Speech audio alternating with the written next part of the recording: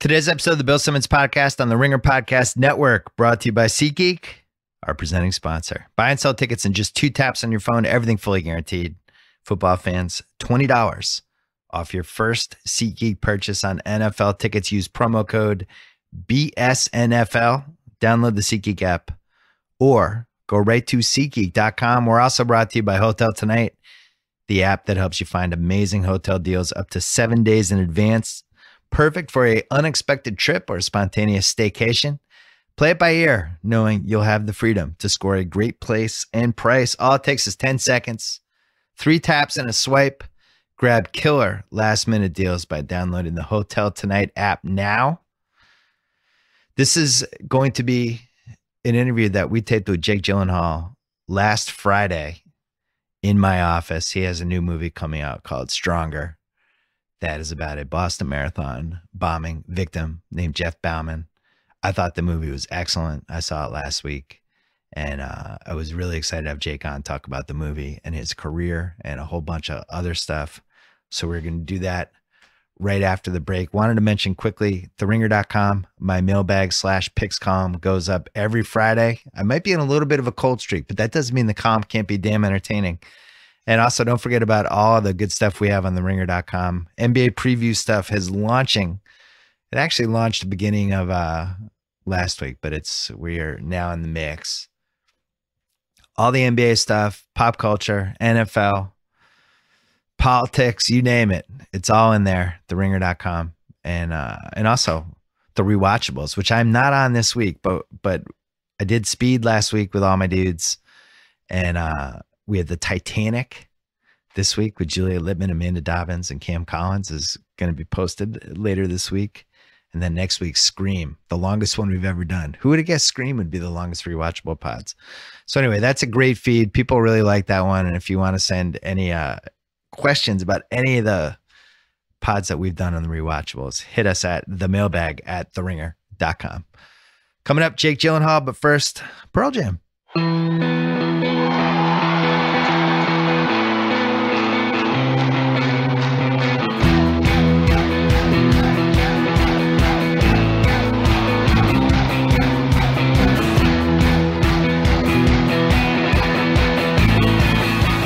Jake Gyllenhaal in the house. We're taping this on a Friday, the day his movie came out, Stronger, which is excellent. We're going to talk about that. We're running it next week, but it'll be fine. Your movie will do okay. I was saying you walked in, and I was like, wow, you're tall. You were like almost as tall as I was. Anytime I meet an actor, I'm always prepared for anything from like 5'4" to 6'3". You never know.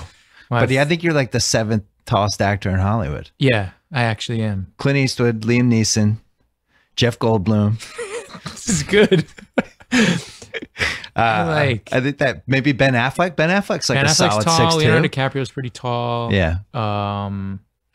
Adam Driver's pretty tall. Adam Driver. That's a good one. Yeah, he's tall. Should be a basketball team of tall actors. I think he probably would. Yeah.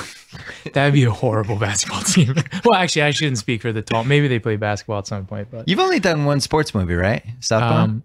Were you in anything else? You weren't in a team sport movie yet. No. A lot of time. I really, when I was a kid, because I was a kid actor, I really wanted to be in The Sandlot.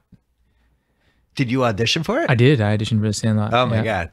I want to make sure my phone's off. This is, that's probably my son's favorite movie or top 3, but it's funny, like that now that they're streaming, it just keeps going. The next generation just jumps in and then it just. What used to be a graveyard. What part did you try for? The like nerdy kid. I forget his name. That's a tough loss. But then the kid who I actually played with, I played over here in LA at John Burroughs High School. Like they had like the baseball league over there, and the kid who was like the star player actually got cast as like the star player in the movie. You know, the kind of tall kid who had a good game, tall, good-looking kid who was like, yeah. I played baseball with him over at John Burroughs. Wow. Yeah. So you're an LA kid then? I didn't know research for this. Yeah, I always like to learn as I go with the thing. Well, so you and your sister, LA kids that get into acting. Yes. Parents or you wanted it? Parents wanted it or you wanted it? No. I don't know. I'm not consciously. Yeah. But my father's a director. He directs TV. And my mom's a screenwriter. So we come by it honestly. or not honestly in Hollywood terms, I guess. Yeah. Probably. I don't know. Yeah, we come by faking it really honestly. And so we were sort of in LA and in that kind of trying to make movie scene since we were kids. And then we just got into acting. We like doing commercials and all that no, stuff? No. We didn't do that. I took acting classes with my kid. My parents let me do that. And then what high school did you go to? I went to Harvard Westlake High School. Interesting. A baseball powerhouse now. Powerhouse. They're like a college university practically. I went to high school with the Collins twins, actually. They were in the class right above me. Yeah. So, I'm used to tall, and they're tall and smart. So I went with them. But yeah, they are a baseball powerhouse, and they're in it's a pretty incredible school all around, academically too. I mean, and the performing arts department there is incredible too. I mean, that was really where I learned about like the literature and the history of, particularly theater. And then from an incredible teacher there named Ted Walsh, who a number of people who have passed through there, like Jason Segel was in my class. Actually, he played basketball. He played another with the tall Collins. guy. Yeah, he's like super 6'4". tall. Yeah. We went to he was 1 year older, but we were in the same class. Same school. So yeah. So you were like age 17, 18, you're like, I'm going to be an actor. I'm doing this. Yeah, I guess I thought that, what I was doing was in between my free periods, I was going to auditions. So if I had like a double free period, I would schedule an audition if it was possible, and I would go run out. Usually, because the high school is in Studio City, so usually a lot of those places where you audition are like around Studio City and the Valley. So I would just rush out, finish class, rush out, get in my car, go do an audition, and come back. Make yourself cry. Yeah, make myself cry, and then make myself cry. And then work up some sort of emotion in 10 minutes. Punch myself in the face in the car and just walk right in, come back out. But when I was 16, it was really funny. I was 16. I was not cast in the school play, and I thought I was going to get it because I had been in a lot of plays, and I was pretty cocky about it. And I walked into the audition, and I asked Ted Walsh, the theater teacher there, how to get to this like professional audition I was going to go do after. And I didn't really memorize my lines, and I didn't really give it much focus. And I was like, I'll get the starring part in this. And then I went and did the other audition, and I went to the like cast list the next day, and I wasn't cast. And I was like, what's up with that? And I was heartbroken. And I went up to him, and he's like, being an actor is not just about being good at what you do. It's about being respectful to the people around you. And you walked in here, and you were, you asked where the next audition was, and you didn't really know your lines. And I don't want someone like that in my production. And it was the biggest lesson I've learned. That's awesome. Yeah. Yeah. It's funny how you can have one thing like that happen in your formative years, and it can completely flip your perspective on things. Well, the irony of that was the next couple weeks I auditioned for this movie called October Sky, which was the first movie that I was starred in, and I was 16, and I got the part. And he then cast me in the musical, the school musical the next semester, and I couldn't do it because I went to go make that movie. Yeah. And he came to visit me on set. Actually, we shot in Knoxville, Tennessee, and he came to visit me on set. And when I take off my wardrobe at night, after you finish work, a lot of people kind of throw it on the wherever you are, like the bed or whatever in a trailer. And I always like to fold it up. Like I always like take it. And he saw me doing that, and he was like, that's what I'm talking about. He's like, fold up your costume. So, be respectful to everybody. And yeah. That was a big lesson that he taught me. I've since totally abandoned that, but, Would you give an A-list star? Just who cares? Respect around. Whatever. It doesn't matter. It's all about the money. But no, that's always been it's always in my head, and that was super formative. But yeah, Harvard Westlake, that's an amazing performance. I want to talk about Stronger, and then I want to zip through your IMDb and talk about some of the movies in it. Yeah. Okay. Oh yeah, I have it printed out. It's a long, bumpy ride. Stronger is emotional. I mean, obviously, I'm from Massachusetts and spent my first 32 years of my life in New England and lived in Boston the last 10 years I was there. And the marathon's kind of holy ground. Yeah. And so I've gotten nervous anytime there's been a marathon movie. Patriots Day, I was super nervous because that was almost like an action movie. Yeah. And they handled it well, and it's good, and I'm glad they made it. Your movie, which I intentionally didn't read about because I wanted to just kind of throw myself into it, and it's about Jeff Bauman, and it's grueling, but and I don't mean that in a negative way. It's just, I mean, you're in it from the get-go as a viewer, and you see everything, and it was really emotional. Like it was one of those movies you leave the theater and you're just kind of like, what do I do now?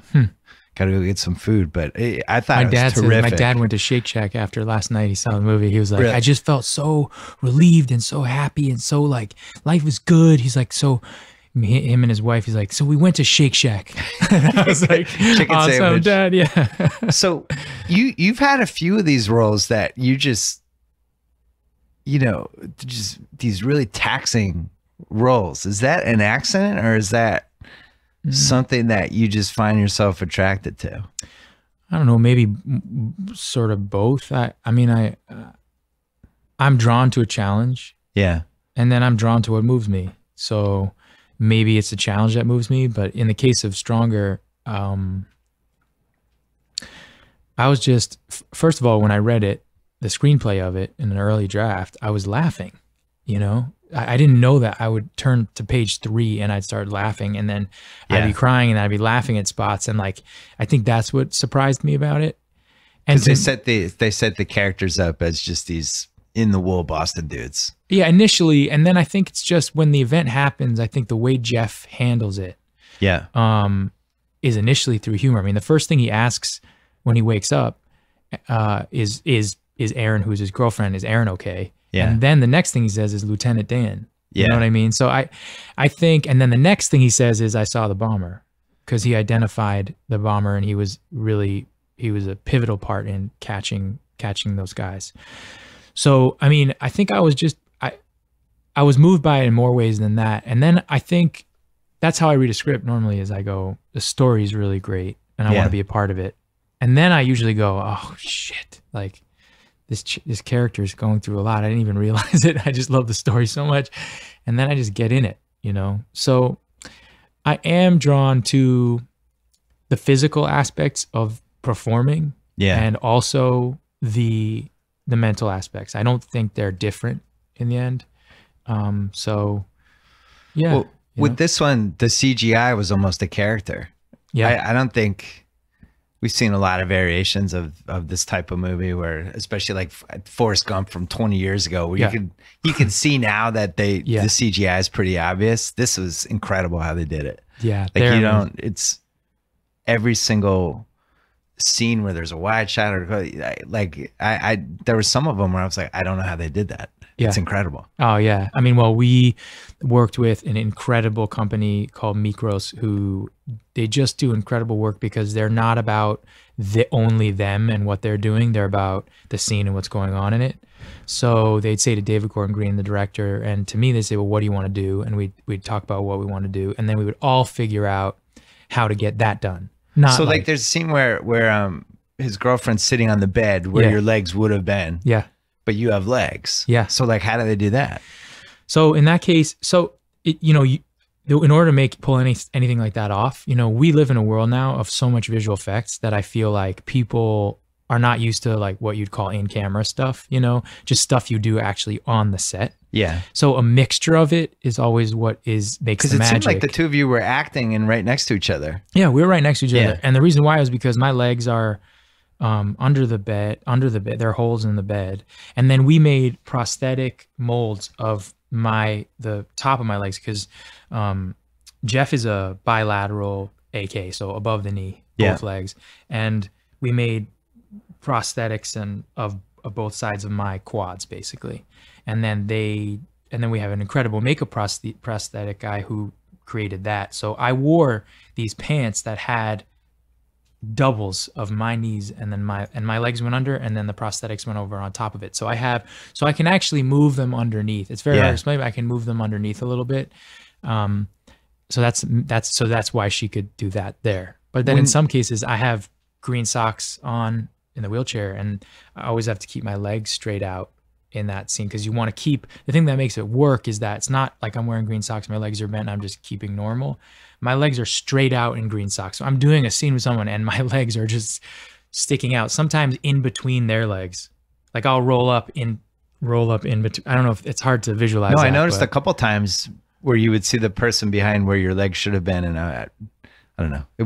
They are incredible. It was seamless though, because you bought in immediately with it, and it was one of those things where 20 years ago, I think that kind of stuff could have overshadowed a little bit, but you didn't think about it in this case. So there's like about an hour of this movie that is just grim, and the character's in a dark place. Are you one of those people when you're doing a movie like that, do you go in a dark place, or are you able to turn it on and off? Yeah, I mean, I knew like no matter what I did, I wouldn't get anywhere near what Jeff went through. So I just tried to understand everything about him. And I think people who were there that day, anyone who was touched by that event, you know, and what happened can feel those feelings, I think, somewhere, you know. And but like you're coming home, but back to your hotel at like 10:30 at night. Like how do you get out of that? Sometimes you don't. Yeah. I don't know. Sometimes you don't. I mean, there's one night, particularly that scene where I have to drag myself across the parking lot. Yeah. Yeah. Like we would roll the camera for like 20 minutes, you know? And I think that struggle sometimes, you know, every time in my mind, you know, you just go like, no matter what you do, you will never understand the pain. So how far can you go? So, you know, rolling a camera for 20 minutes and being in it is tough, but it's nowhere near tough. And, you know, compared to what he's going through. I just kept you know, you're just in it. And I remember after that scene, we finished at like 2 a.m. because we were shooting at like half night, half day. And drove home. My driver's name's Dana. He's awesome. And I like thank God for Dana, because I wouldn't been able to get a little bit of the accent without Dana, because he's got the best accent. And I just couldn't get out of it, you know, like I didn't sleep that night. And then I came back to the set the next morning, and I was like, I went into makeup because I have an incredible makeup artist. He does incredible character work. It's amazing what he did. We have all these discussions about the painkillers that Jeff was on and how that affects your body, how that affects your skin tone, like how the body in stress, you know, when you're sitting there, you sweat while you're trying not to express yourself, but your body's saying something else. You know, we talk about that a lot. He's all about physiological, psychological effect on the body. And it's not just like, ooh, like, let's make you look pretty, you know? I went in and we started talking. I just broke down, like, you know, I just cried to him, and I was like, this is crazy, you know? And things like that happen, you know? Jeff's story is like that. And there are harrowing times in the story, you know? But well, what really resonated with me is it was kind of unapologetic, some of the things it showed, especially like when they take the wraps off his stumps for the first time, and the camera's just like, we're showing you this. Yeah. And you're going to go through this with him. Yeah. And that when it gets to that level, that's when I think as somebody who's in the theater, that's the stuff that sticks with you after, I think. Well, in a good way. Yeah. I mean, I think you have to, how do you know joy without pain? Yeah. I mean, and I think that's the thing that movies like this, particularly inspirational movies, don't tend to go to. You know, they don't, in my opinion, we had to have the balls to be able to go like, we're going to go to the pain so we can go to the joy. How do you earn that joy? And that was well, what's even cooler, the thing I wasn't prepared for was the girlfriend, which is a part that can go either way in a movie like this, and sometimes can just turn into a wet blanket, which is usually what happens in any sports movie. But but in this one, she becomes as sympathetic as him, and you start rooting for her. And she's also a great actress, that usually helps. But you start rooting for her the same way you're rooting for Jeff, which is I guarantee was the intention when they went into it, but it worked. Oh, that's awesome to hear. Yeah, she's the strongest one. Yeah. I mean, and she had, both of you nailed the accents, which I'm very particular about. I was worried. Really, man? Because like people have been giving me like people like it's like some Boston. You're like taking shit for it? No, like in person, no. But like, you know, there's some reviews and stuff. People are like, oh, he's doing his best like Brooklyn accent. I'm like, no, you, man. Sorry, I just, you know, I'm like, we worked so hard on it, and I, you know, that's really good to hear from you. Thank you. I've set the record straight. I've talked about this before, but most of the Boston accent, the mistake most actors make is they try to do the Like Kennedy, the padded. the Kennedy version. It's so true. And then a part of it has the whole, Yeah. like Damon has, you know, because he's from there. Yeah, he gets I mean, it. come on. Yeah, he has a great one. But like then Martin Sheen and Nicholson's trying to do it, and he's doing like this New York Bronx accent. So- But you had like it's attitude. It's 75%. Yeah, like what the fuck are you talking about? Yeah. Like it's like there's a hiss to it that you have to figured be out. okay with being torn apart. Do you know? Yeah. Like that's a big part of it. If you're okay with it, then the accent comes out. If you can take some shit, then you can probably do the And her accent. accent was good too. Yeah, well, she's Canadian. Everybody was good. Then you had Lenny Clark, who has one of the 5 best Boston accents on the planet. Like, Lenny's one of the 5 best people on the planet. Yeah, that was a lot of lines for Lenny. I've known him for a while. That was If Oprah's your lifeline, when I saw him, Teddy. I was like, they got Lenny as a Boston guy. And it's like he had like 7-8 scenes. Yeah, he's fantastic. I've known Lenny for a really long time because when I grew up, my mom went to Martha's Vineyard like with an old boyfriend years, like 30, 40 years ago. And then she brought us there when we were kids. So we've been going, like all my best friends grew up in and around Boston. So like, cause I spent my summers over there. So Lenny, I've known actually for a really long time, always come up to me on the beach. Like, hey Jake, it's Lenny. Yeah, how you doing? You know, and I'm like, this guy's nuts. And then like, I love him. I love Lenny so much. And he came in to read and he was like, you better get me a pot. Get me a pot. I was like, yeah. Okay, Lenny. He was fantastic because he's fantastic. And I was like, you got yourself a part. You're Where'd awesome. you shoot this in Massachusetts? Did you actually shoot in Chelmsford or did you go all around? Yeah. We shot all around. We shot in Chelmsford. We shot in Boston, like pretty much in and around Boston. That was it became kind of hard because they were shooting Patriots Day and also we were shooting at the same time. Yeah. So, well, they're 2 totally different movies. So, I mean, they are. But I think the city was very sensitive, you know, rightfully so, you know, and I think when you got so much of that coming in at a time where I feel like people were like, look, we're still healing from this. And I think there's rightfully so a skepticism of like, what is, you know, quote unquote Hollywood doing here, you know, and like, but we all had the best intentions and like a lot of love. And I think they saw that. I hope they see that now, but I think they really got that when we were there. They brought out the best of Boston and everything I love about Boston. Like this terrible incident but it happened on like the Holy Boston Day, which is like this special holiday that only people from Massachusetts get off. And then there's all these stories that, well, they're going to run the marathon again. And everybody's about to like, fuck that. We're doing the marathon again. Yeah. And it was like more people than ever the next year. And it was like Yeah. kind of everything I love about the city and what I miss about, you know, living 3,000 miles away. But you know, I had the same reaction when I heard they were making Patriots Day. When I heard about this, I was like, Yeah. I don't know.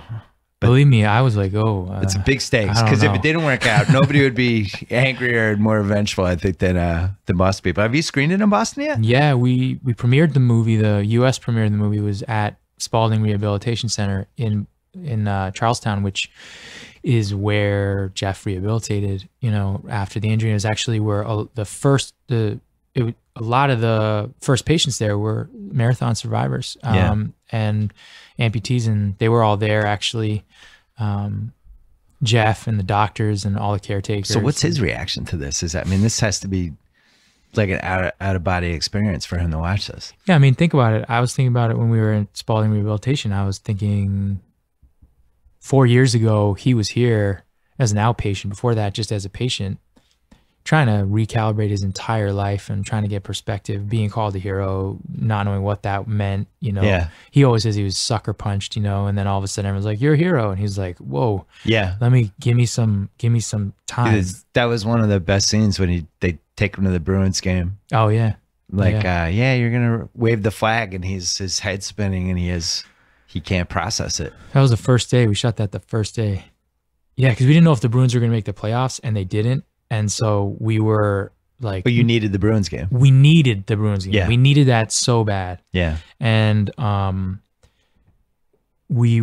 remember the conversation because we were in pre-production and we were in the production office, and Nicholas Stern, our awesome line producer, who did Creed, and he's awesome. And he came into office. He's like, is everybody sitting down? And like, also because in that scene was one of the biggest, you know, in the elevator, that's a pretty big scene too, where he gets overwhelmed by everything that's going on. And there's his like PTSD kind of comes back a bit. And so He goes, so listen, it looks like the Bruins are not going to make the playoffs. And so we need to probably shoot on the first day. And we need to like put out basically an APB now and say, hey, anyone who's going to that game, can you stay? Because we're going to shoot afterwards. And let's just pray they don't lose that night because everyone's going to leave. Right. I was like, oh shit. Jesus. I was like, okay. Like, but this movie's been like that from the jump. Like every single thing about it has said like, you go deep or you go home. Like literally it was that every single time. It was like, it's asking that of you. I don't know what it is about the organism that this movie is.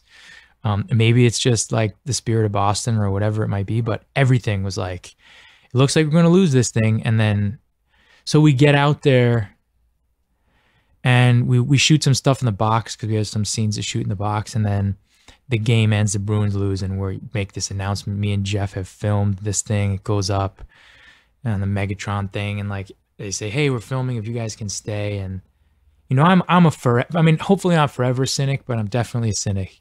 And I thought, no one's going to stay. And we get down there. I get in the wheelchair. I'm there with Tatiana, who plays Aaron in the movie, and our crew's there and our camera crew. And they make the announcement, lights go down. And they roll me out. And I realize that 3/4 of the stadium has stayed. And they've all come down, and including Jeff's boss at Costco, who's gotten through Kevin, his cousins, like all these people lined up as I'm being rolled out, and they're all cheering like Jeff, USA. And I just got overwhelmed. It like overwhelmed me just by proxy, the love they have for Jeff, that everybody stayed. And I just thought like that was the craziest, most beautiful send off you could ask for. I just thought, man, this city, like, and that was it. Like that was how we started, thinking we were gonna lose, but I think we didn't. So do you think this was the best performance of your career, or is it fair to even say that? So, like I mean, can you even judge your career like that? No, I have no perspective on my career. Yeah, I don't really plan. I mean, that, you know, in all honesty, we're strategic. You know, people I work with, you know, we are thoughtful and. Yeah, but you're the rare A-list actor who just picks movies you want to make every time. Like you're not. Yeah, I'm sure you've been offered superhero movies and things like that, but it seems like you like veering left, right, down, up, doing all kinds of things, challenging yourself. You have to know yourself. Not to sound, I'm not sounding like I'm kissing your ass. No, but that's fine. Studying your I'm career. cool with that. I don't mind that. I never know what Jake Gyllenhaal movie is next. Oh well, thank you. No, I mean, I think that you got to know who you got to know who you are. You got to know your value, and you got to know who wants. You know, like I've always thought that I've tried that game. Like I've tried the sort of the huge game. You know, like and like I think I'm a different. You just felt like that wasn't you. Yeah, and I just think I'm a different gambler. You know, like I gamble. I mean, it doesn't mean you can't. You know, I think everybody has this idea, like, you got to do the, like, this, I don't know, whatever this, we all have this, maybe it's an American thing. It's like, we think we got to go like higher and bigger and all this stuff. And to me, I think I just bet, like, I don't bet safe, but I think I just try and bet with my instinct and say, I got to bet on myself, you know? So if you're going to bet on yourself, you got to bet on what you like and what you can give your everything to. And I think then eventually people go, this guy's probably going to give everything to this thing. So maybe I'll go see it. We're going to take a quick break to talk about Gillette. Did you know the tip of a Gillette razor blade is measured on an atomic scale, meaning their blade edges are thinner than a single brain cell? Wow. That precision is the work of many brain cells. Hundreds of members of Gillette's research and development team have spent over 4,700 years combined working to make your shave closer and more comfortable longer than the Egyptian pyramids have been around. And while over 1,000 craftsmen and women in Boston are busy making your blades, another team is putting your blades through more than 60 extremely strict and precise quality checks. Fail just one of these tests, doesn't leave the factory. In other words, the hardworking people at Gillette never stop working to make your blades better. And now that includes the price tag. You can get Gillette blades at their lowest prices in years. See for yourself at GilletteOnDemand.com. Gillette, the best a man can get. pricing applies to select products and it's at the sole discretion of the retailer. Let's get back to Jake Gyllenhaal. What actor as you were kind of rising up the ranks, did you say that's the type of career I'd want, that guy's career? Or did you not have one? I don't know. I didn't really look at, I mean, for a little while there, I really, really respected, like, I mean, I still do really respect, but I think early on, I looked at like, there was like Leonardo DiCaprio and Tobey Maguire and that group of guys who were working with great directors. Yeah. I think their choice is like, just work with great directors and you'll be cool. And, smart move. Yeah, it's a smart move. And you're not really in that group. Are you too young for them? They're like a little older, right? I am way too young for them. No. Like 5 years too young? Those dudes are old. No, no, I'm kidding. Yeah, I'm like 8 years younger, 8 years younger than them. Yeah. Oh, man, you missed out on a lot of good parties. I know. They couldn't have folded you in like a younger brother type thing? Again, I've been to some pretty good parties. They've just been a little bit, maybe not as high profile, but you know what? Like, it's my thing. I just do my thing, Right. So, no, they're covered. They don't need anybody else. That's true. They have enough. I think they have enough in the group. What was your biggest paparazzi run? Where you were just... What do you mean, like running away from or towards? No, just when all of a sudden you're in Us Weekly all the time and you're like, how did I get here? What happened to my life? That's sort of how I feel every day. How did I get here? What happened to my life? Is sort of a general mantra. But I don't know. In my early 20s, I think there was like when you were dating Kirsten Dunst. Yeah, like when I first people were taking photos of you guys having coffee. Yeah, that was intense. What we were doing was intense. Yeah. That was like kind of the height of the early paparazzi before like... Yeah, that was when getting coffee, like that garnered like a lot of attention. Yeah. Do you know what I mean? That was like I was on Conan O'Brien the other night and he was like, there's this Instagram page called like Things Jake Does or something like that. What? And yeah, it's ridiculous. It's so funny. There are pictures of me eating a sandwich and laughing and they've cut people out of it. And it's like Jake laughing at his sandwich. It's the best. It's like Jake being amazed by snow. Cause like there's like pictures of me like at some premiere. I did this movie The Day After Tomorrow and there's like all this snow coming down they did for like the red carpet. And so I was like smiling and I was like, that wasn't snow, that's cocaine. I mean, when I do think social media has changed the game with that stuff. Cause like last decade, that was...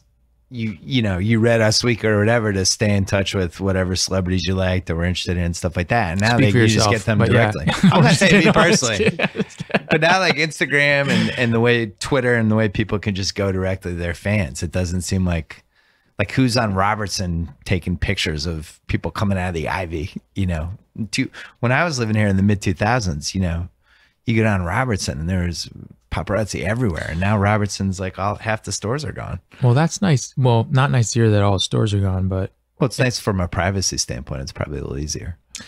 Yeah. I mean, I think after a while you just learn how to, go to the places where you feel most comfortable, I think that's basically... You're not used to it. I can tell. What? Just being famous and having somebody take a picture of you as you're like coming out of the gym.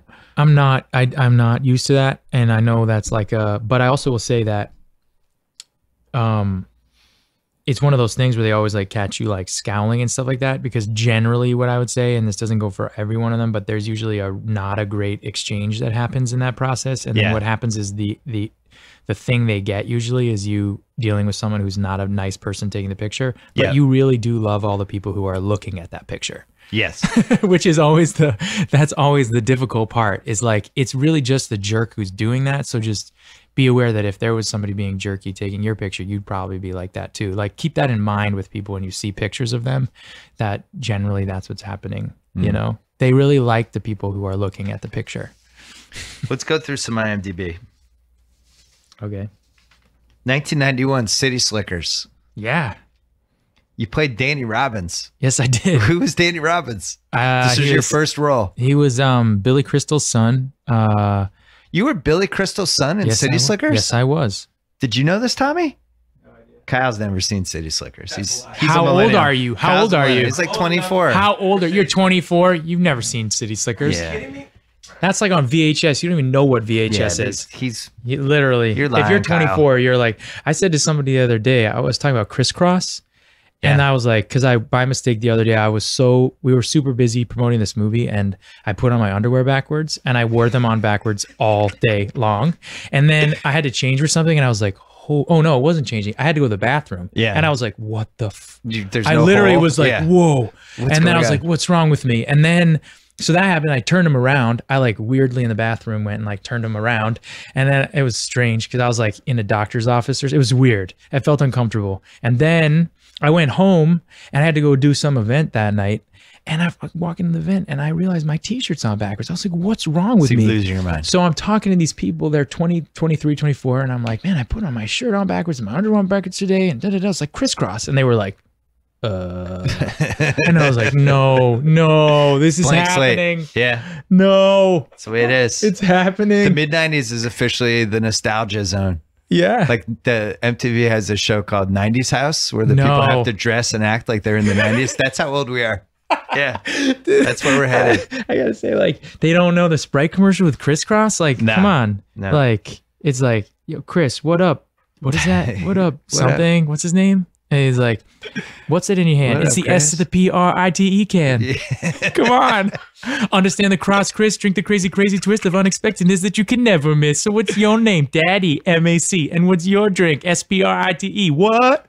Because it's a lifesaver when you know need this. thirst quencher like a kiss with a lime and twist. Now you know that's kicking. What? So drink up is all you got to do. Why? Because I like the Sprite in you. Wow. Come on. I wish we had a crowd to applaud right now. 90s. Yeah. Yes, thank you so Thank much. What do you remember about October Sky Oh, wow. in 30 seconds? Chris Cooper, before he was Chris Cooper, Laura Dern, being 16 years old, having no idea what it was like to be in a movie, let alone star in a movie. And And you had like your own trailer and stuff. Yeah, I had my and own your name's trailer. on a door. yeah, but I like expected a lot of pomp and stuff. Like I expected it to be kind of like, a movie set. And really what I realized what good hard work it is. Yeah. At 16, and I was like pulled out of my second semester of my senior year in high school to do this, and it was a huge honor. But I remember Chris Cooper. That's what I'll say. 30 seconds or less, Chris Cooper. Just saying being a to me- pro? well, him saying to me in one fight scene we had, I was yelling, I was so excited because fight scenes for actors are always the most fun, Yeah. And he was like, he stopped me and he was like, stop, just listen to what I'm saying to you. And the whole entire scene changed. So Interesting. I've taken that advice from the Chris beginning. Cooper. Yes. Donnie Darko. That was your breakout movie, 2001. It's funny. That movie was like a flop when it first came I know, out. but then it became like it had this whole second, know. third, fourth, and fifth, and seventh life. I know. What do I remember? 22 days. We shot it in 22 days. And 22 days. 22 days. Jesus. Yeah, my sister's in it. I remember Patrick Swayze, who was the consummate gentleman. I call him the great Patrick Swayze. He you is can the call great- him Patrick Swayze. No, he is I the call him great Patrick Swayze. He really Incredible is. man. run. Yeah. And he was just the kindest man, just the kindest man, like the version of, the star that you would always hope people would be, Great man. The Good Girl. That's the one with Jennifer Aniston. Yeah, we made out. Yeah, we Just kinda- simulated sex and we made out in that movie. That's all I remember. Simulated. Was that your first simulated sex scene? Yeah. It was real kissing, but it wasn't real kissing, but Yeah. it was simulated sex, yes. Did you have to wear like the And- patch, the dick patch? What do they call that thing? that giant circle patch. yeah. Yeah, the giant circle patch in my Giant. case. Yeah, it was Huge. giant. They had to get the extra Yeah, large. yeah. No, I do remember a pillow between us. That's what I remember. Good. And it was that Need the moment. pillow. I remember actually I remember being like, man, I don't know what I like. I have to be naked. Like, this is weird. I have to be naked with Jennifer Aniston. Oh my At the God, peak of her yeah. powers. That was really, Brad Pitt's gonna be Awesome. mad at you. that was awesome and horrible at the same time. It was Yeah. like so incredible. Yeah. Pitt, it was like, you were psyched and then you were also like, I'm gonna get my ass beat. It was like, but you didn't. He was cool. And then, He's yeah, laid back, that Brad he Pitt. was great. Moonlight Mile, which is He's tall too, actually. Pitt's pretty tall. like 6 feet. I don't know. 5'10". Moonlight Mile, for the record, on cable. Dustin Hoffman, not tall. Yeah, I've seen him. Yeah, he's short. Yeah. Moonlight Mile on cable a lot lately. Really? I don't know why. Huh. Yeah, on cable a lot. That was just a bad haircut. That's the best thing I can remember. No, I don't. That was literally the all-star group of actors. I was 23. I have no idea how I got that part. And it was Susan Sarandon, Dustin Hoffman, Dabney Coleman, Holly Hunter.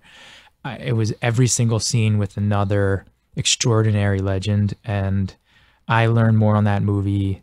There are 2 or 3 movies along the way that I learned about acting from. Like, so what'd you learn in that movie? I remember seeing with Holly Hunter, well, Dustin all the time. I mean, knowing particularly that acting in film is very different than acting on the stage. Yeah. And you can do a lot off camera. And you can really help your fellow actor a lot too, and be engaged and make it new. And he does that a lot, you know. I heard maybe he was changed by this point, but he had the reputation for being super difficult to work with though, at some point. Like the Kramer versus Kramer. Did you read that stuff?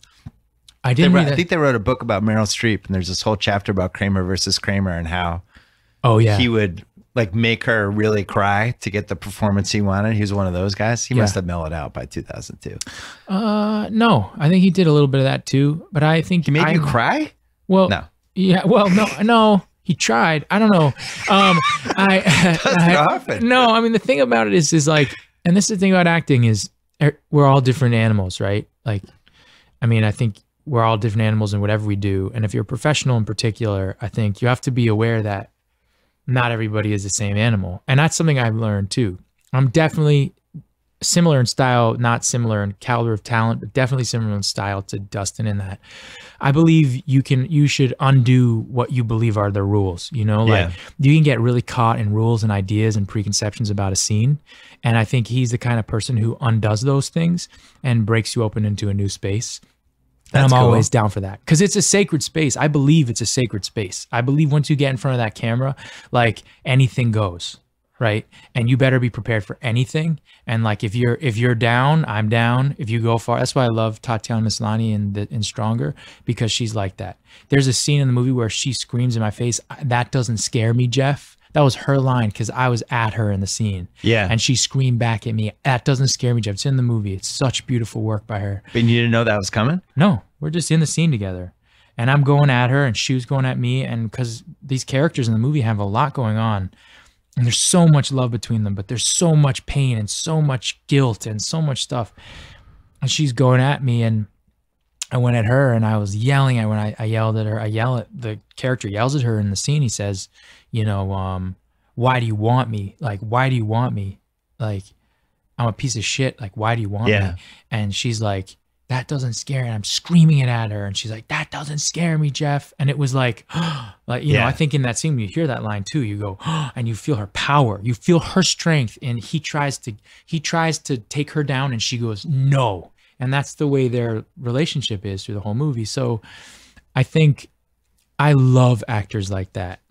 I think preparation, discipline, planning, all of those things are everything and are important to the process, but you got to throw them away.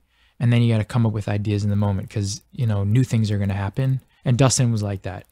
We do this podcast called The Rewatchables where we break down movies that people have seen a million times. I did Silence of the Lambs last week with my friend Chris Ryan. Yeah. And in the research of it, found out that the first time Jodie Foster had the scene with Hopkins, when she goes down in the cellar and she does the accent, he ad-libs something about how he can tell it's her accent. Like he basically makes fun of her accent as Anthony Hopkins, but through Lecter. And it rattled her and made her upset, which is what he wanted. And then got whatever performance he was hoping for. I was like, I love that shit. I love when the actors are like kind of nudging each other a little bit. I think that's the game. I mean, that's the fun part. That's the fun when you get to a place. Like, that's why you come prepared. Yeah. Because if you're not ready, like the truth is, if you don't have everything down, your research, all of your lines in an unconscious way, which is about preparation, like I have learned from working with having had the privilege to work with such incredible actors, like, you know, like literally like get off the field, right. You know? And so I come in and I'm ready to go, you know? And in truth, like if you're not ready to go, like I'm going to like I'm gonna do my thing, and I think that's beautiful. You know, Kind of sounds like basketball. Yeah, You're like the captain of a basketball team. It's like, get off the court. yeah. I mean, look, Hey, we're running today. It is an honor to be doing it. Yeah. There are so many people who want to be doing it, and there's so many people who deserve to be there. Probably maybe more than me or the other people who are doing it too, Yeah. you know? And the truth is, if you're there, like, you better play hard, you know? And like, that's definitely how I feel. But I think it's a different thing too, because you can't just go you have to be vulnerable too.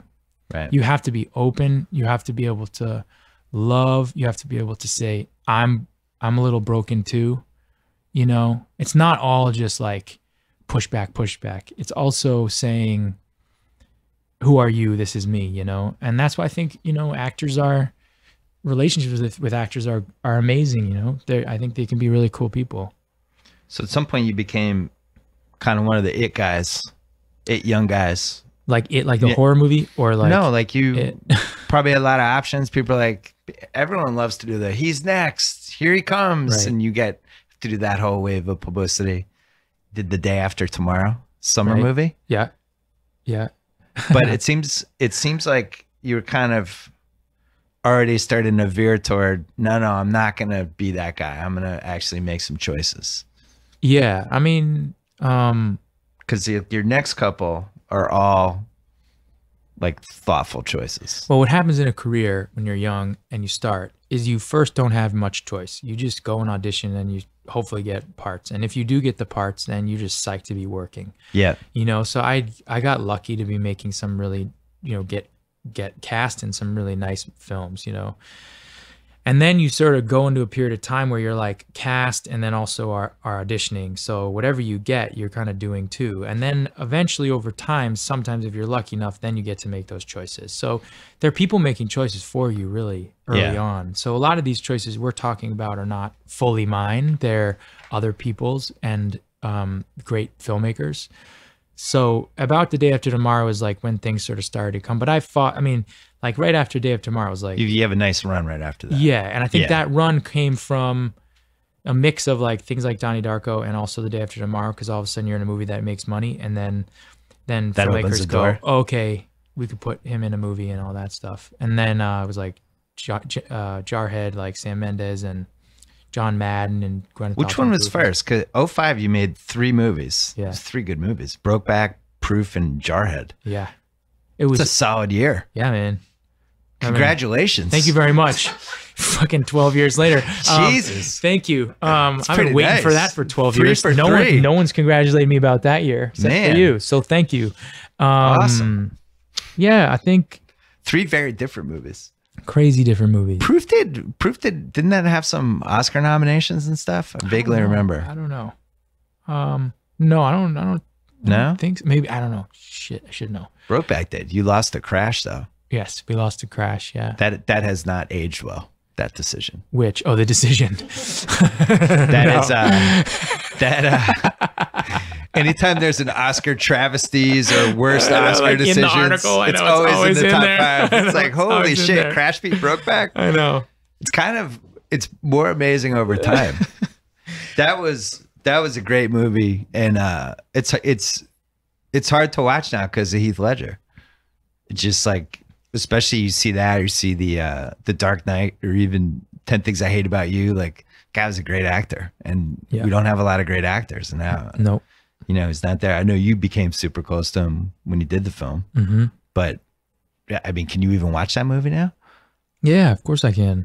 What's it like to watch it now that he's not here? It's beautiful. I mean, you know, for me and for all of us who made that movie, making a movie is a very different experience from watching that movie, you know.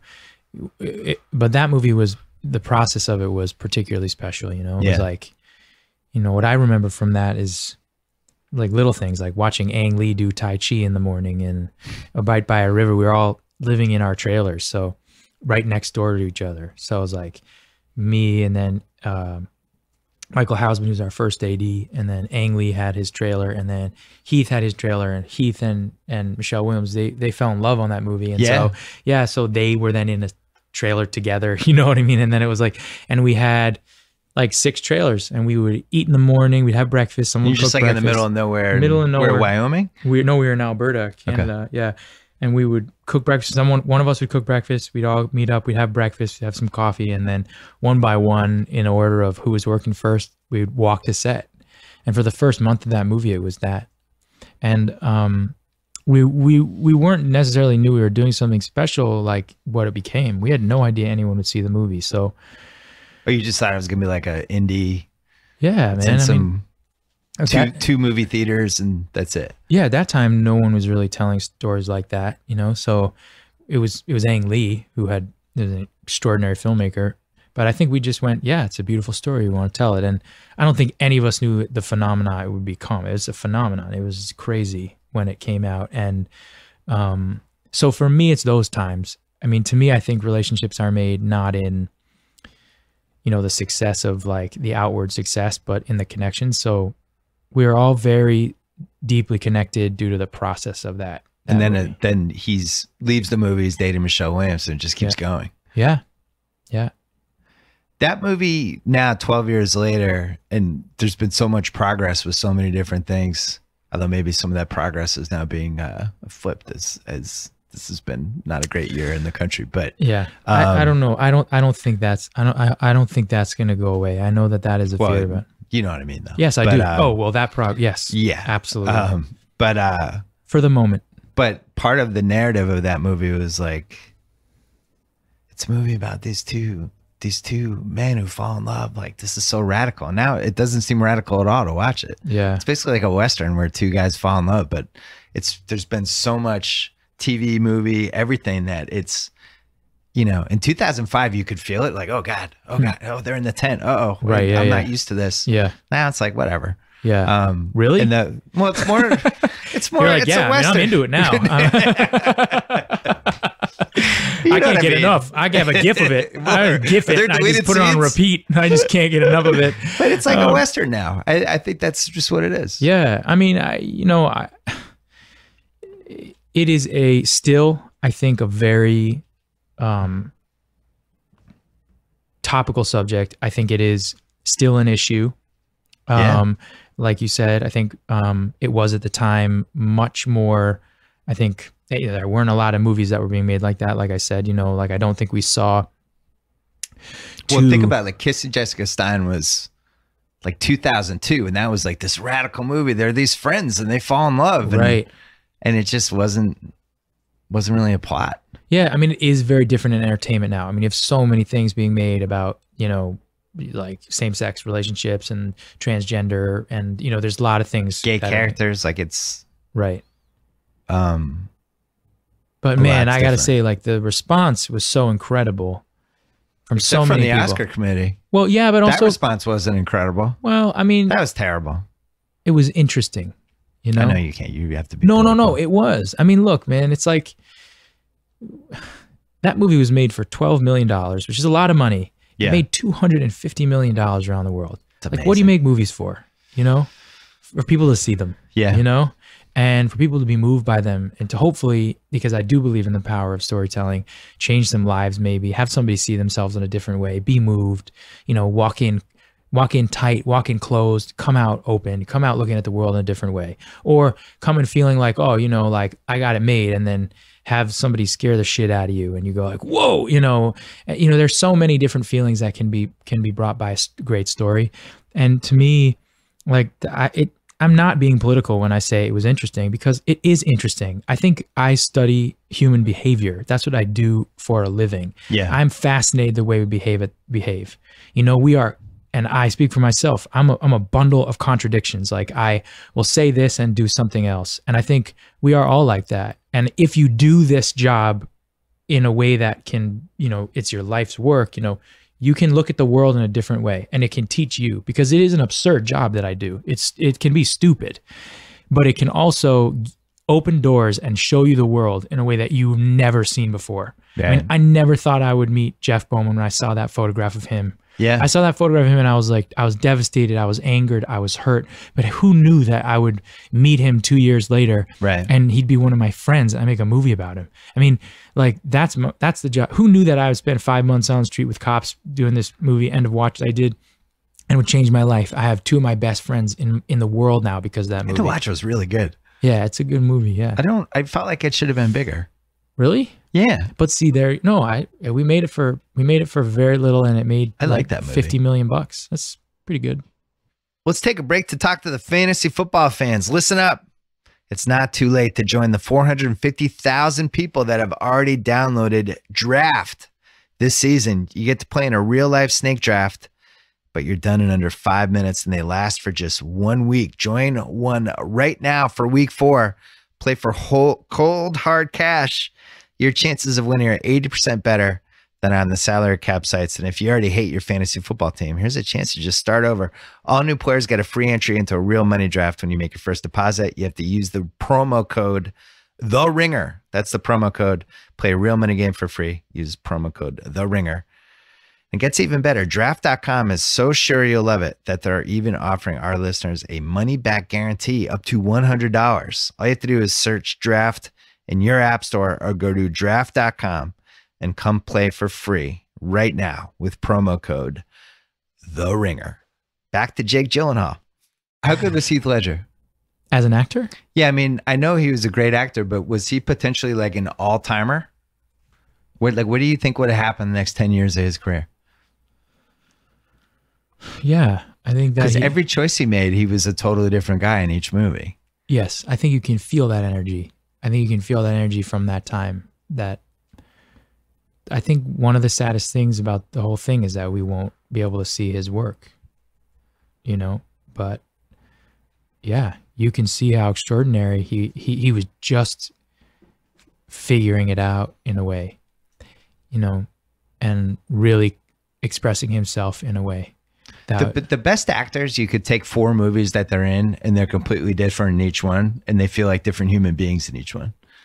You know what I mean? Him in Dark Knight has no correlation to him in like his previous 3 movies, which is why I think he had a chance to, especially as he got older. I think it would have been fascinating to watch the choices he made. So the net of his energy went out to so many different people, you know, like, and since he died, I think I feel that a lot, like all the people that he touched and interacted with, who he was learning from. Yeah. That was cut short, you know, there's such an eclectic mix of people. He just had no judgment and he was so open artistically to people. Yeah. And he was an adventurer, you know, and I think that courage, that kind of boldness, you don't find in a lot of even really great actors, you know, like, right. He was always interested, you know? And so. You made Zodiac in 2007 and you got to work with Fincher. Yeah. And Zodiac it's been 10 years. I think everybody agrees it's a really good movie. There are some people who are like all the way in, like, no, this is the best movie of the 21st century. You're so right. You don't understand. You don't understand. Let's go through each scene. Like there's psychos about it. We have a couple on the Ringer staff. Yeah. It's Chris Ryan's favorite movie, who I respect. But Fincher, probably right as he's hitting the peak of his powers. What'd you learn from him? Well, that year was really interesting for him because he hadn't made a movie for a little while. He had been through a pretty rough divorce, and then I think he had stopped making movies because he wanted to be there for his daughter. Yeah. And then he was like, I want to get back into it. And he decided to make Zodiac, but he also decided to make Benjamin Button at the same time. So he made a deal to say, I'll do Benjamin Button if you let me make Zodiac. Yeah. And so it was kind of like, it's not like Zodiac was Tango and Cash. It was like it was like, it was the movie that I think it was a movie that he had wanted to make, that he knew he wanted to make in a particular way. Yeah. And the colors are amazing in it. I mean, like, he actually made it seem like 1969 in the first. I don't know how people do shit like that. That's the part as like somebody who's not in the industry. Like I'm always like, that's just amazing. It was, I mean, he's extraordinary, Fincher, but like he had one of the best cinematographers to have ever lived in Harris Savides, who shot that movie. So the big wide TVs have helped that movie. Oh yeah. The big HD, like all that stuff. Yeah. Like Zodiac's going to win long-term as the equipment gets better, I think. Well, there's some scary, really legit scary moments in that movie. Yeah. But I also think people who are really love cinema, like they watch that and they go, we're so used to the resolve, like that the brilliance of that movie is about, you know, he turns it right back on the viewer in this Yeah. way where he's like, deal with your own shit, you know, and you're like, no. And that's, most people are like, oh, that's brilliant. Other people are like, whoa, God, can't we just have 7 again? You know? Right. Yeah, you go in the basement with that dude at the end. It's like, good. This we're gonna get some answers. Like, nah, nope. You're just gonna run out of the house. Yeah. We're gonna get no answers. No answers. We're gonna like bring you into the own sickness in your own mind. Yeah. And we're gonna just like confuse you and spit you out of the theater. That's sort of, but I I got think some Downey Jr. in that movie. oh yeah. I got a lot of Downey Jr., man. We did a lot of work together. Another acting lesson I learned. We did an amazing scene where we rehearsed and he decided he wanted to wear red socks and he put his red socks up on the table. And then I realized they were in the foreground of my close up and he was stealing the scene even with his red socks. Just like fuck with you. These are actor tricks, man. You know, you got to be, you know, if you're caught slipping, like that's it. That's what I'm saying. It's like people don't realize. So he's approaching that almost like a showdown with you. Oh yeah. It's like he's so brilliant. It's like sometimes like a psychological game. You don't even realize, and you're in it, and he's like, "Checkmate, bitch," and you're like, "Fuck," you know. You're in the middle of a scene, and you're like, "I'm killing it with all my." Oh fuck! They're looking at his feet. You know, like that's Downey. You know, Downey. Do you think he goes in the movie like, I'm winning the movie?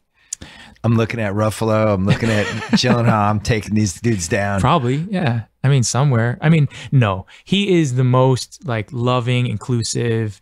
Everybody loves Robert Downey Jr. Yeah. Yeah. Very high Q rating with I think there's a respect. The industry. Yeah. There's a respect. There's a respect, a deep respect for Robert, but there's a deep respect when someone gets one over on you. You know what I mean? It's like, it's one of those things. I watched that scene, you can see it in the movie, and I just watch every time. I'm like, you idiot kid.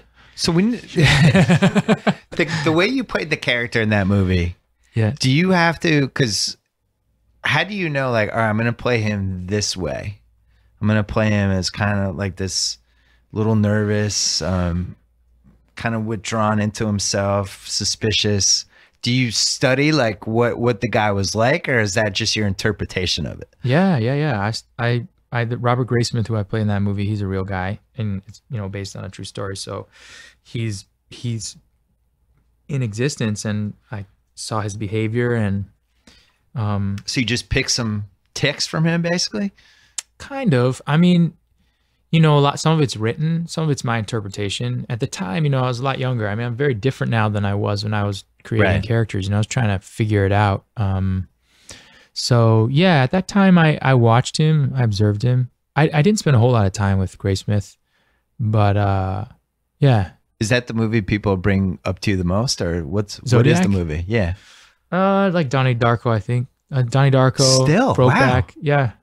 Yeah, Donnie Darko, definitely. It's like some weird rite of passage for people.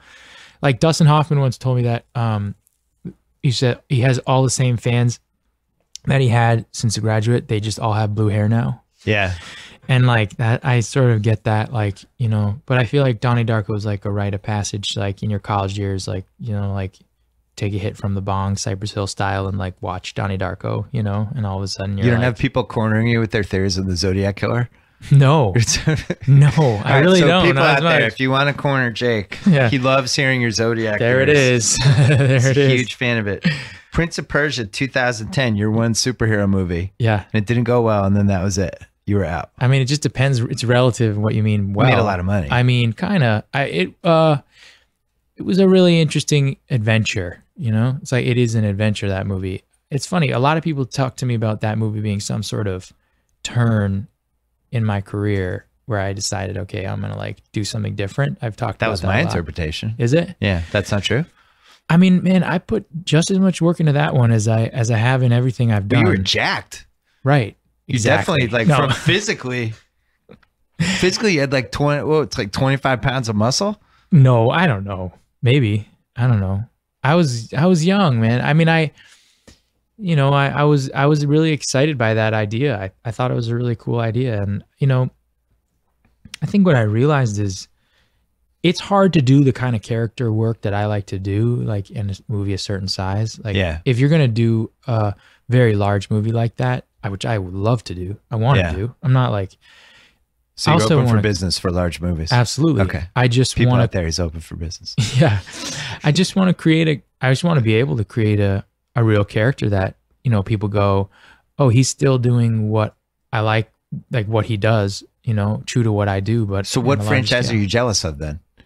Like, do you be like, if in an alternate universe, like, would you? Bourne is I was going to say, Bourne seems like the ultimate one. Bourne is the shit. Bourne is it. So you just got to take Mission Impossible from Tom Cruise.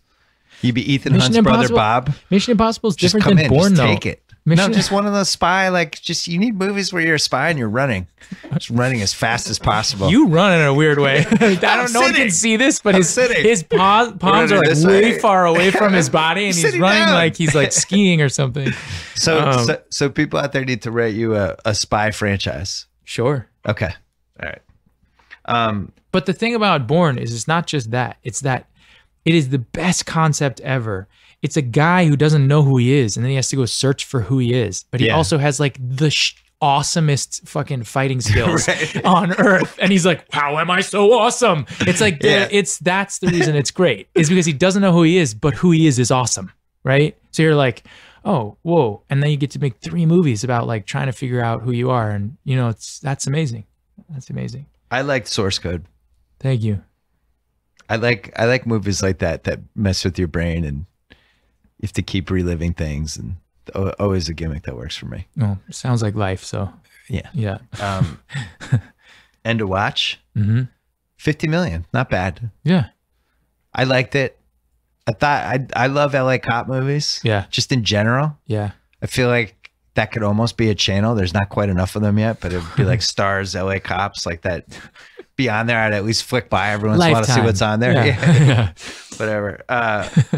Which one resonated more, do you think? Which one? In Source Code versus End of Watch? I think they're similar in terms of being resonant. I would say End of Watch, because, you know, I cannot tell you how many, you know, law enforcement men and women have come up to me and just said, you know, how we did it right. Nice. Yeah. That, you know, I spent 5 months on that movie. I spent 5 months in Southeast LA, like with Sheriff Department and Los Angeles, Inglewood, and LAPD. And I learned so much about the world and what they do. And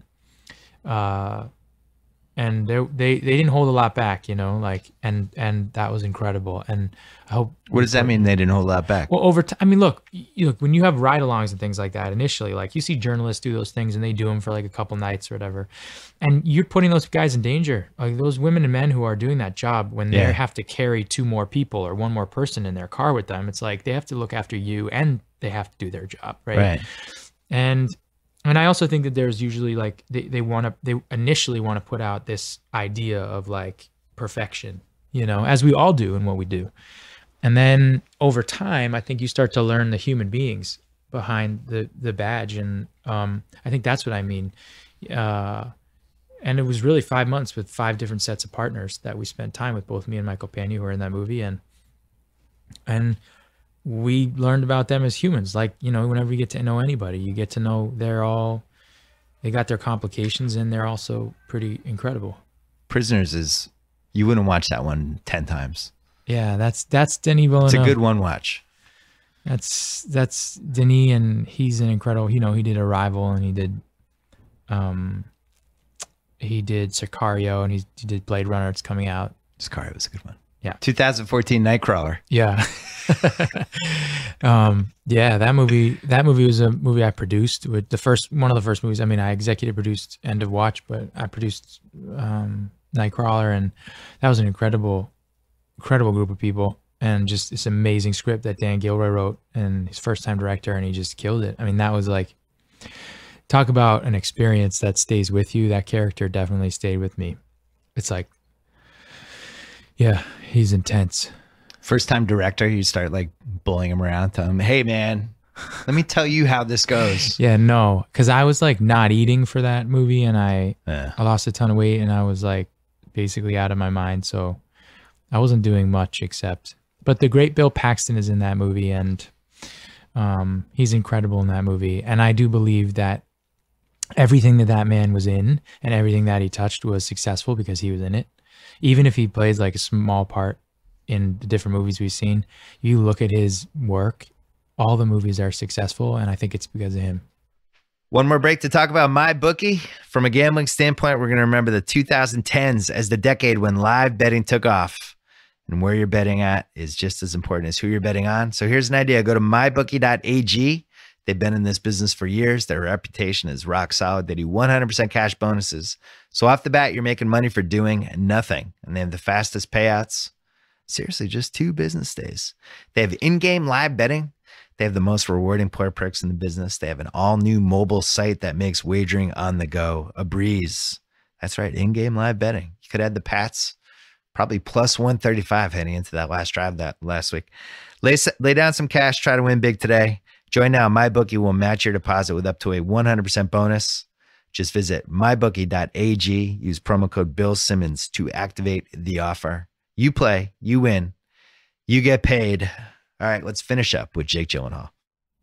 So you've done the Lost a Ton of Weight movie. You've done the boxing movie. I love my career's been like whittled down to like a few phrases. You haven't done the Put On 45 Pounds movie. Yeah, well, you know, hopefully I have a little more time. Then after that, I'm done, right? There's a couple more we can come up with. Oh, okay. Cut your hair really short movie. Yeah. Yeah. Oh yeah, Jarhead. That's already done. Yeah. Oh yeah, you did that one already. Yeah. Have you dyed your hair blonde in a movie? Oh. There you go. Right. I grew my beard really long. We've done that movie a couple times. So, shave my beard off movie. Yeah. How about like handlebar mustache? Yeah, that's deep in the toolbox. I don't ping that out unless I have no fucking idea about the character. that's when I pull that what about out. like an 1860s Western? Yeah, actually, I did just do that. I just did a movie with this incredible director, Jacques Audiard, who did this movie, A Prophet, and he with Joaquin Phoenix and John C. Reilly. Yeah, it's coming out probably next year.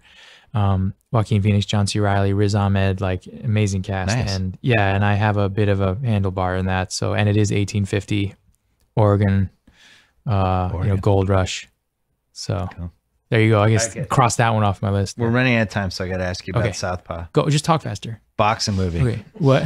You had to do a boxing movie because you love the craft, and all great actors have to do a boxing movie. It's just the rule. Who hasn't done a boxing movie who's an actor who's at a certain level? So you had to do it. Right. How much boxing training? That 6 months of boxing training. I didn't know how to box at all, so I did it twice a day.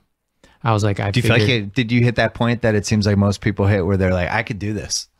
No. Okay. Because I think De Niro thinks he could have like won the welterweight title or whatever. Well, that's why he's really good in that movie. Yeah. I mean, I definitely felt like I got really good, and I feel like I learned so much, and I didn't even know how to box, and now I feel really confident, you know, with my skills.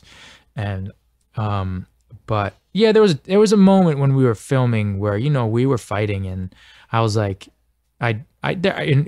truthfully, like, yes, there was a moment where I was like, okay, I could probably do a little bit of like amateur stuff that, you know, but I also know, like, you know, no.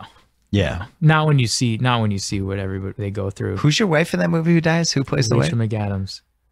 It's rough, man. I have to say, I knew it was coming, and it's only like 20 minutes in the movie. You're like, oh, whoa, is she going to die? Wait a second. Because you think it's Rachel McAdams. You think she's going to be in it. I know. You're like, I like her better more than I like him. Yeah, why is he dying? Why is it he dying? Kill Rachel. Can she at least be in the hospital for a while? I want to see her in a boxing movie. I know.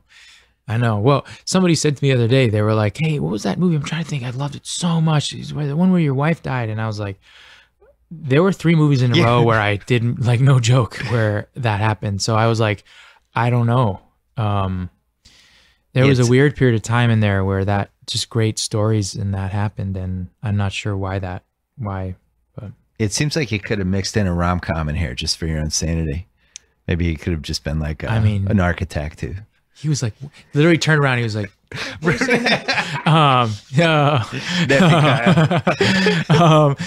You know, I mean, these things keep me sane, honestly. No, you know, like being able to get out, you know, what's in here in my head and in my heart is, you know, very helpful. It's like what is so cool about my job. You can be crazy and people are like, oh, amazing, you know. Right. So it's the best part. You know what I mean? And they pay you, so it's like, what? That's why we're all like total narcissists, you know. So Everest. Yes. Yeah. Really good big TV movie. Yeah. Nice shots of the mountain. Not a happy ending. It's good though. When it's on, it's on the cable rotation now, and I'm like, all right, I'm in for 40 minutes, and you just kind of get sucked in. It's good. I don't know. I like those movies when you have to put yourself in the situation of the characters in a bad situation. Yeah. And that's definitely one of those. Like, all right, what would I do? Yeah, what would you do? I don't know. I first of all, I wouldn't have climbed the mountain, so I wouldn't have been in there. But it's crazy thing to do. That's not a feel good movie. I guess it kind of is a feel good movie. I mean, who gets saved at the end, but they don't have a nose? Yeah, it's like I'm still alive. I have a nose. Josh Brolin has no nose. Yes. I'm still here. My nose is gone. Nocturnal Animals. Tom Ford. Yeah. What was he like? Well, Jeff Bowman makes fun of me in this thing we did where he's like, what was that movie where you fell on your gun and you shot yourself? And I'm like, we did this like video we did together. He interviews me and I was like, Nocturnal Animals. He's like, what the fuck? He's like, you fell on your own gun and you shot yourself. He's like, you're an asshole. But yeah, I mean, Tom Ford is incredible. I mean, I just don't believe how his mind works, you know? Like he wrote the screenplay and he sent it to me. It was just amazing. The screenplay was amazing. I was like, I kept flipping back. Like, does it say written by Tom Ford? Like, this is incredible. And then working with him, you know, it's the same way. He's meticulous. But he also really loves actors and he gave us a lot of space. And the movie visually was really cool. Yeah. Like the colors were, that was another movie with weird colors and people, whatever. Yeah. And then Stronger. Yeah. I mean, there's a bunch of others. No, I skipped over like 20. Over a lot. There's a lot more. They're like 40. Man. You might want to take like 4 months off. I did do a musical on Broadway this winter, and the cast album came out on the Friday, September 22nd, same day Stronger came out. So that I'm very proud of too, besides the movies I'm in and, you know, just being on stage too, because I think you need to mix this. I think you need a lighthearted sports movie. Dude, I'm all in. Like but I'm getting older, so like kind of like a for love of the game type of. Ooh, all right, yeah, okay. Aging guy trying to keep it together, like he used to be the best, like Major League, like Tom. Yeah, Berenger, you need a used to be the best, but still trying to keep it together. Tom Berenger. Tom Berenger. Yeah. Major League is, by the way, it's held up. Classic. Have you seen your sister's show, by the way? Not yet. But I can tell you that I know she's incredible in it because she is incredible, and it's a great show. You've seen it? Well, I've seen the first 2 episodes. Why don't you interview her? Huh? Yeah, exactly. Why? No, I'm kidding. Anyway, I would love to interview her. I'm kidding. Yeah, she's like, I know when she nails it because I can feel that energy. It's like she's very excited about it. She's excited about the work she did in it, and she loves the people she works. She loves David Simon, and she loves Pellicano, and she loves James Franco. And when was the last time you guys worked in the same movie? Like Donnie Darko. Yeah. So you need to have some sort of sibling. There's some sort of thriller. Sibling thriller would be so awesome. Can you imagine sibling thriller? Write that one down. Get that one down. Sibling thriller. Maybe you're trying to contest the will. It's just, it keeps spiraling out of control. We leave weird notes in each other's houses, like middle of the night, you know? Like, yeah. You're married to somebody she doesn't like. She just takes her out. Yeah. Good luck with the movie. It's excellent. I cannot recommend it highly enough. I know I was probably one of the wheelhouse audiences for it, but I thought it was fantastic. I thought you were great in it. No, it was actually really women over 35, but you know. Is that what it was? Yeah, apparently, but you fit I would right say in everybody there. in Massachusetts would be right oh there yeah, as probably well. people in Massachusetts, but our core audience is really women over 35. But it's excellent. Thank you. Thanks man. for coming on, man. It's Appreciate been an honor. All right. It's an honor. Thanks to SeatGeek for $20 off your first SeatGeek purchase on NFL tickets. Use promo code BSNFL. Thanks to Hotel Tonight. We're the app that helps you find amazing hotel deals up to 7 days in advance. Perfect for an unexpected trip or a spontaneous staycation. Play it by ear, knowing you have the freedom to score a great place and a great price. All it takes is 10 seconds. 3 taps and a swipe. Grab killer last-minute deals. Download the Hotel Tonight app now. Thanks to Gillette. Did you know a Gillette razor blade edge is thinner than a single brain cell? That's the product of many brain cells at work. From the thousands of men and women at Gillette, they're always working harder to make your shave better. You can get Gillette blades for less at GilletteOnDemand.com. Gillette, the best a man can get. Pricing applies to select products and is at the sole discretion of the retailer. Don't forget about TheRinger.com. Don't forget about the Ringer Podcast Network. Don't forget about my column on Fridays on TheRinger.com, mailbag/NFL picks. We'll be back on Friday with one more podcast. Thanks for listening. Wanna see them, wanna waste